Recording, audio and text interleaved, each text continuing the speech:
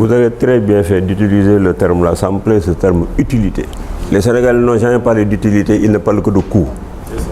Et ça veut dire qu'ils n'ont pas l'habitude de gérer, de faire des investissements. Parce que quand vous avez coût, vous avez rentabilité. Un bilan, c'est un passif et un actif. Si vous n'avez pas de passif ni d'actif, vous ne pouvez pas faire un bilan. Les gens parlent de choses qu'ils ne maîtrisent pas le plus souvent. Ça, c'est l'habitude du Sénégal. Hein. On parle toujours de choses qu'on ne connaît pas. Tout le monde est docteur, tout le monde est professeur. Il y a des gens, même, on les appelle professeurs, ils ne rectifient pas. Intellectuellement, quand on vous dit professeur et que vous ne l'êtes pas, vous devez rectifier. On vous appelle docteur, vous dites oui, vous laissez passer. Parce que c'est le désordre dans tout ce que nous faisons actuellement. Le Sénégal doit aspirer aux standards internationaux. Tout ce qui se passe dans le monde, nous devons avoir l'aspiration de l'avoir. Des tramways, des TGV, des bus rapides. Tout ce que vous trouvez en Europe, le Sénégal doit rêver pour l'avoir. Être au niveau des standards internationaux doit être notre volonté. Donc à chaque fois qu'on veut innover sur le plan de la technologie, les Sénégalais doivent applaudir. Le Maroc là, regardez-les. Pour le développement du secteur du tourisme, ils ont mis un TGV. Pour que le client, le touriste, quand il descend à l'aéroport, qu'il soit très vite dans sa chambre à coucher. Parce qu'il a une semaine. Il n'a pas de temps à perdre. Donc c'est pourquoi le Sénégal perdait de l'argent. Parce que moi, j'étais dans une filiale qui était le numéro 1 mondial de la climatisation qui s'appelle Carrier, une filiale, une multinationale américaine. Quand il y a eu ces problèmes, quand ils ont voulu mettre une plateforme en Afrique de l'Ouest, mais ils sont descendus à l'aéroport pour venir au niveau de notre société, mais ils ont mis presque 2 heures de temps. Qu'est-ce qu'ils ont fait? Ils ont voulu nous saluer, ils sont partis en Côte d'Ivoire, ils sont allés là-bas, ils ont mis là-bas la plateforme. Parce que nous, nos routes là, c'était du n'importe quoi, l'embouteillage. L'embouteillage à Dakar, vers les années 70, 80, 82, vous voyez ce que ça faisait, 90 comme ça. Pour quitter l'aéroport, pour venir ici à la route de Rufisque, vous mettez plus de 2 heures de temps et ils sont partis. Donc si on veut régler le problème des infrastructures, il faut que les Sénégalais sachent que sans infrastructure, vous ne pouvez pas atteindre le développement. Le président Abdoulaye Wade s'est battu contre l'Union européenne à l'époque. Quand il parlait de la question des infrastructures, on l'a bloqué, il s'est battu jusqu'à ce qu'il arrive à convaincre l'Union européenne que l'Afrique doit avoir un problème pour la mise en place d'infrastructures. C'est ça qui a commencé avec le président Abdoulaye Wade. Le président Macky Sall est venu pérenniser et assurer une continuité dans ce sens-là, parce que sans infrastructure, vous n'avez pas un pays qui est développé. Le train express règle le problème de la mobilité. Le train express fait revivre des zones, parce que les gens là, ils ne savent même pas, toutes les gares là qui vont être construites vont faire vivre les communes qui sont transversées. Chaque commune traversée par le terre est une source de développement économique. Parce que les gares, tout ce qui tourne autour, les emplois qui sont créés, tout ça c'est de l'activité économique. Vous le faites sur 14 gares. Bien parler du nombre de personnes que vous avez transportées, et le terre ne s'arrête pas tout simplement à Dakar, à Diamniadio, à Turc. Le terre, dans le projet qui est fait, va essayer de poursuivre sa route pour aller partout dans le pays. Parce que nous avons besoin d'un déploiement rapide et sécurisé. Au-delà de l'IBD, ça va faire le tour du Sénégal.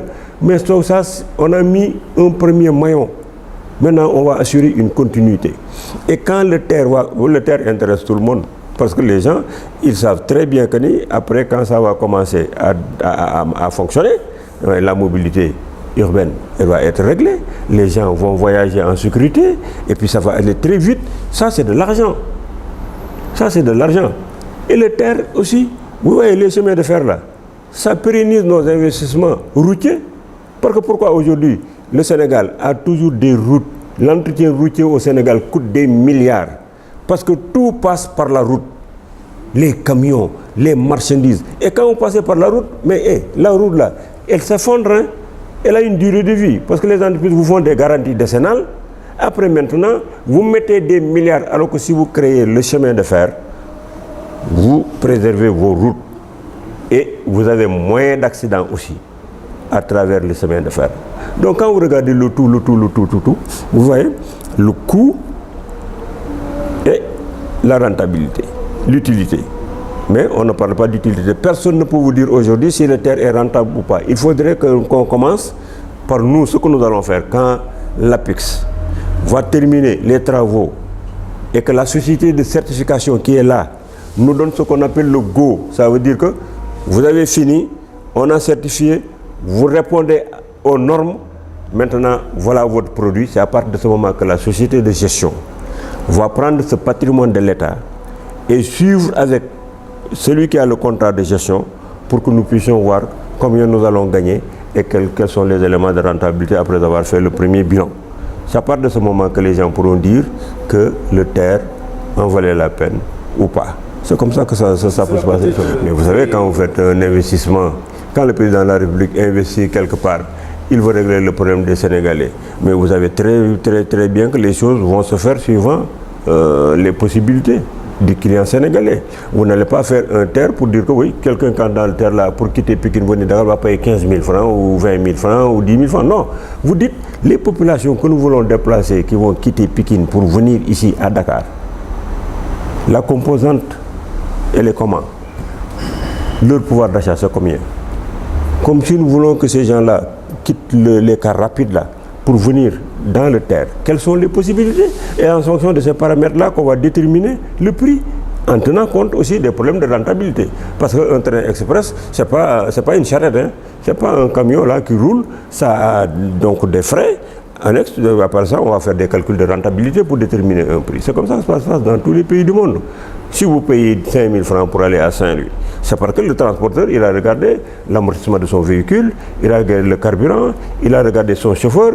À partir de tout ça là, il détermine pour dire que bon, si tel voyage j'ai tant, j'ai un critère de rentabilité. C'est très facile, c'est des calculs qui se font. Il y a aussi une opacité à propos, en fait, disons, de la date de livraison et du démarrage effectif, en fait, disons, de... Est-ce que vous avez vu un chantier dans le monde, un chantier?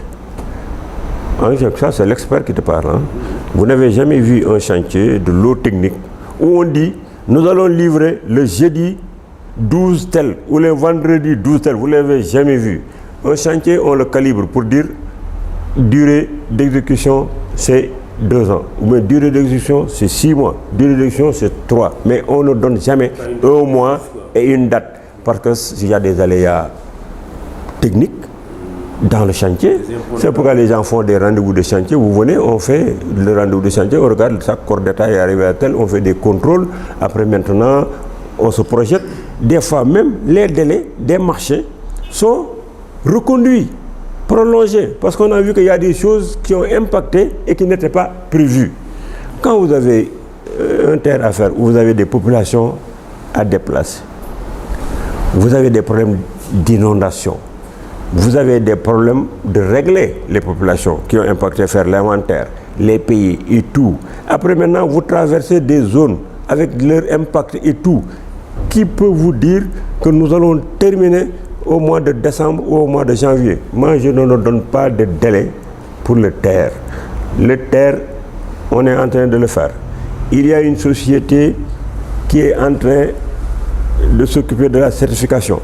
Elle ne dépend pas des politiciens parce qu'elle a une image internationale à préserver. Parce que si jamais cette société-là voulait écouter Thierno, le politicien, qui veut que le terre soit livré tout de suite au mois de décembre, et que cette société-là fasse du n'importe quoi, et me livre le terre, le premier accident, je ne le souhaite pas, qu'il y a sur le terre, quand les gens vont venir faire l'état des lieux, cette société est blacklistée sur le plan mondial. Donc, ils ne vont jamais s'amuser avec la sécurité du terre. Ils vont tout faire pour que les personnes, les biens, les zones qui sont traversées soient sécurisées parce qu'on l'appelle train express. Quand on l'appelle un train express, il faut regarder la voie, il faut regarder tout ce qu'il y a comme encombrement pour que les gens puissent voyager en sécurité. Le président de la République n'a pas mis le terre pour impacter sur la sécurité des Sénégalais, pour créer des accidents, créer des trucs comme ça. Il a mis le terre pour que les gens puissent voyager en toute sécurité et puis dans les meilleures conditions et avec la rapidité qu'il faut pour aller s'occuper de leurs problèmes. Et nous attendons qu'on nous livre le terre pour que nous puissions en faire la meilleure exploitation pour l'intérêt des populations. On n'est pas dans des dates. Ouais.